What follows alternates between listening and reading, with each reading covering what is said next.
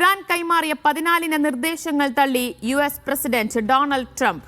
America മറുപടി കൈമാറിയെന്ന് വിദേശകാര്യ മന്ത്രാലയം അറിയിച്ചു. പാകിസ്ഥാൻ മുഖേന ലഭിച്ച യുഎസ് പ്രതികരണം വിലയിരുത്തുമെന്നും ഇറാൻ വിദേശകാര്യ മന്ത്രാലയം വെളിപ്പെടുത്തി. യുദ്ധം അവസാനിപ്പിക്കാതെ അമേരിക്കയുമായി ഒരു ചർച്ചയുമില്ലെന്ന നിലപാടിലാണ് ഇറാൻ. ഒരു മാസത്തിനകം പശ്ചിമേഷ്യയിൽ യുദ്ധം പൂർണ്ണമായും അവസാനിപ്പിക്കാനുള്ള 3 ഘട്ടങ്ങൾ ഉൾപ്പെടുന്ന 14 നിർദ്ദേശങ്ങളാണ് ഇറാൻ കൈമാറിയത്. ഇറാൻ തീരത്ത് കൂറ്റൻ ചരക്ക് കപ്പലിന് നേരെ ആക്രമണം നടന്നെങ്കിലും ജീവനക്കാർ സുരക്ഷിതരാണ്. ഹോർമുസ് കടലിടുക്കിന് മേൽ സമ്പൂർണ്ണ നിയന്ത്രണം സ്ഥാപിക്കാൻ നിയമനിർമ്മാണവുമായി ഇറാൻ പാർലമെന്റും രംഗത്തുണ്ട്. വിവരങ്ങളുമായി MCA നാസറാണ് ചേരുന്നത്. MCA, യുദ്ധം തീർക്കാൻ ഇറാൻ കൈമാറിയ 14 നിർദ്ദേശങ്ങളാണ് ഇപ്പോൾ അമേരിക്ക തള്ളിയിരിക്കുന്നത്. എന്താണ് അതിന് മറുപടിയായി ഇപ്പോൾ ഇറാന് നൽകിയിരിക്കുന്ന പ്രതികരണം? ദിവ്യ, അല്പം മുമ്പ് ഇസ്രായേലിലെ ഒരു മാധ്യമത്തിന് നൽകിയ പ്രതികരണത്തിലാണ് അമേരിക്കൻ പ്രസിഡന്റ് ട്രംപ് ഔദ്യോഗികമായി തന്നെ ഈ നിർദ്ദേശങ്ങൾ താൻ തള്ളുന്നതായിട്ടുള്ള പ്രഖ്യാപനം നടത്തിയിരിക്കുന്നത്. ഈ നിർദ്ദേശങ്ങൾ പലതും അപ്രായോഗികവും അസ്വീകാര്യവുമാണെന്ന് കൂടി ട്രംപ് പ്രതികരിക്കുന്നുണ്ട്. അതോടൊപ്പം തന്നെ ഇസ്രായേൽ പ്രധാനമന്ത്രിക്കെതിരായിട്ടുള്ള വിചാരണകൾ പൂർണ്ണമായിട്ട് നിർത്തിവെക്കണമെന്നും ഇസ്രായേൽ ജനതയോട് ഇസ്രായേൽ മാധ്യമം മുഖേന നൽകിയ അഭ്യർത്ഥനയിൽ ട്രംപ് വ്യക്തമാക്കുകയും ചെയ്തിരിക്കുന്നു. ഇന്ന് രാവിലെ ട്രംപ് നടത്തിയ പ്രതികരണത്തിൽ ഇറാൻ സമർപ്പിച്ചിരിക്കുന്ന 14 നിർദ്ദേശങ്ങൾ തങ്ങൾ വിശദമായി തന്നെ വിലയിരുത്തുമെന്നായിരുന്നു അറിയിച്ചിരുന്നത്. എങ്കിൽ പോലും അതൊരു യുദ്ധം നിർത്തിവെക്കാനുള്ള ഒരു ഉപാധിയായിട്ട് താൻ അത് കണക്കിലെടുക്കുന്നില്ല എന്നുകൂടി ട്രംപ് വ്യക്തമാക്കിയിരുന്നു. പക്ഷേ എങ്കിലും പ്രതീക്ഷയുണ്ടായിരുന്നു. ഒരു വിലയിരുത്തൽ നടത്തി കുറെ കൂടി സ്വീകാര്യമായിട്ടുള്ള അവസ്ഥയിലേക്ക് ഇരുകൂട്ടർക്കും മധ്യസ്ഥ രാജ്യമായിട്ടുള്ള പാകിസ്ഥാൻ മുഖേന മുന്നോട്ട് പോകാൻ സാധിക്കുമെന്നായിരുന്നു പ്രതീക്ഷ.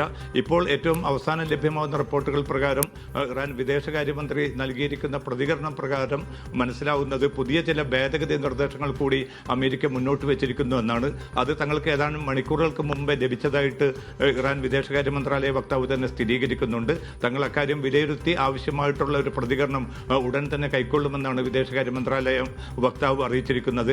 എന്തായാലും പാകിസ്ഥാന്റെ ഭാഗത്തുനിന്ന് വരുന്ന പ്രതികരണം ഒരു പ്രതീക്ഷ നൽകുന്നതാണ്. കാരണം രണ്ടു കൂട്ടർക്കുമിടയിൽ വലിയ ഭിന്നതകൾ നിലനിൽക്കുന്നുണ്ടെങ്കിലും ആശയവിനിമയങ്ങൾ തുടരുന്നുണ്ട് എന്നാണ് പാകിസ്ഥാൻ അറിയിച്ചിരിക്കുന്നത്. പക്ഷേ ഇറാൻ വിദേശകാര്യ മന്ത്രാലയ വക്താവിന്റെ അല്പം മുമ്പ് വന്ന പ്രതികരണത്തിൽ അദ്ദേഹം വ്യക്തമാക്കുന്നത് യുദ്ധം അവസാനിപ്പിക്കാതെ അമേരിക്കയുമായിട്ട് ഒരു ചർച്ചയും ഉണ്ടാകില്ല എന്നത്. അത് ഇപ്പോൾ പാകിസ്ഥാൻ മുഖേന നടത്തുന്ന ആശയവിനിമയത്തിനപ്പുറത്തേക്ക് നേരിട്ടോ അല്ലാതെയുള്ള ഒരു ചർച്ചയ്ക്ക് തങ്ങൾ തയ്യാറല്ല. ആ ചർച്ച അവസാനിപ്പിക്കണമെങ്കിൽ നാവിക ഉപരോധം ഉൾപ്പെടെ അമേരിക്ക കൈക്കൊണ്ടിരിക്കുന്ന ഈ നടപടികൾ പൂർണ്ണമായിട്ടും അവസാനിപ്പിക്കണമെന്നാണ്. വളരെ കൃത്യമായിട്ടുള്ള ഒരു 3 ഘട്ടങ്ങൾ ഉൾപ്പെടുന്ന ഒരു മാസത്തിനുള്ളിൽ സമ്പൂർണ്ണ വെടിനിർത്തൽ നിർദ്ദേശിക്കുന്ന 14 നിർദ്ദേശങ്ങളായിരുന്നു ഇറാൻ മുന്നോട്ട് വെച്ചിരുന്നത്.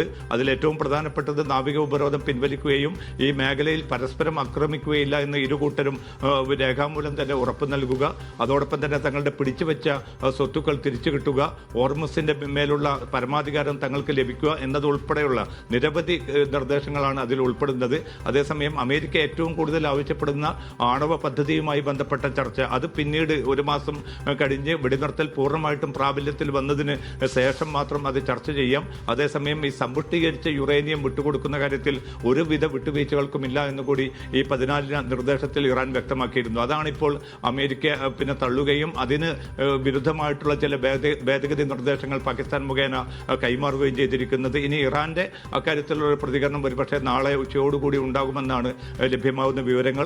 അതിനിടെയാണല്ലോ ചരക്ക് കപ്പലിന് നേരെ ആക്രമണം നടന്നു ഹോർമുസ് കടലിടുക്കിൽ എന്ന റിപ്പോർട്ട് കൂടി വരുന്നത്. ഏത് രാജ്യത്തിന്റെ കപ്പലിന് നേരെയാണ് ആക്രമണം നടന്നത്? ഇറാൻ കപ്പലിന് നേരെ തന്നെയാണോ?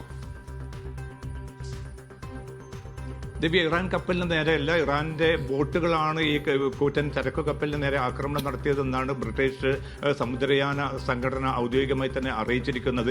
കപ്പലിലെ ജീവനക്കാരൊക്കെയും സുരക്ഷിതരാണ്. അതോടൊപ്പം തന്നെ കപ്പലിന് വലിയ തോതിലുള്ള കേടുപാടുകൾ സംഭവിച്ചിട്ടില്ല എന്നുകൂടി അതോറിറ്റിയുടെ ഭാഗത്തു നിന്നുള്ള വിശദീകരണത്തിൽ വ്യക്തമാക്കുന്നുണ്ട്.